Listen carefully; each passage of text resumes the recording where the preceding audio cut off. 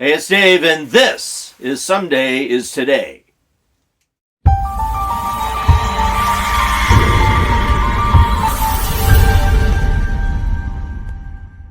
I've got 7 options we're going to cover today in regards to diesel fuel savings and how RVers can hopefully work around the fact that there's this diesel shortage, and obviously the cost went up because of supply and demand.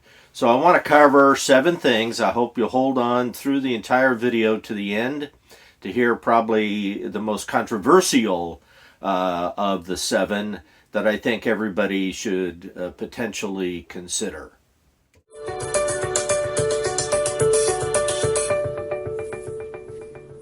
So use the Gas Buddy app to find some of the best prices that you can get as you go along the road. I think it's really important that you monitor and just not pull into the first place that happens to be there on the road. I know a lot of you don't do that. You do shop.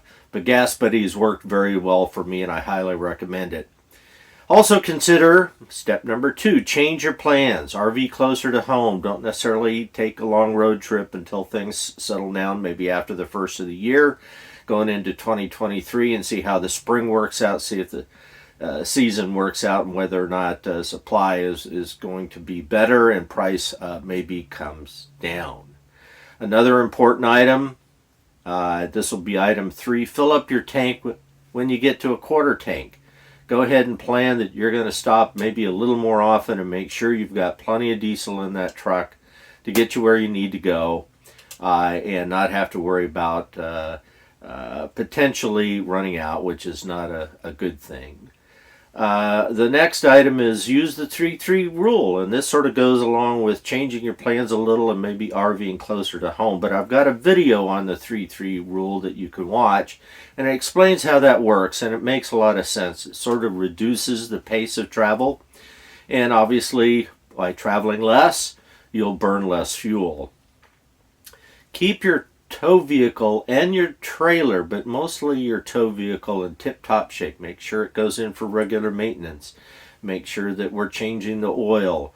And along with that, and one of the items is check the tire pressure on a regular basis on both your tow vehicle and your trailer, because that can really have a major impact on mileage. And also, if you can reduce some of the weight that you're hauling along, that'll help your mileage as well.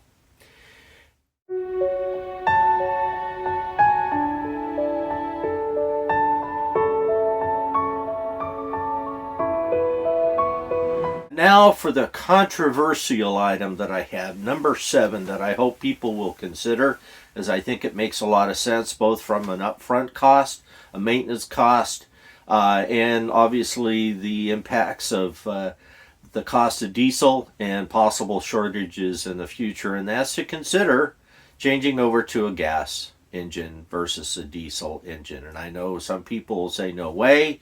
Others might say, hey, that's maybe not a bad idea. And there's people that are going to want to buy a used diesel because of various reasons. And you can now get a gas truck fairly easily. The wait is not too awful long.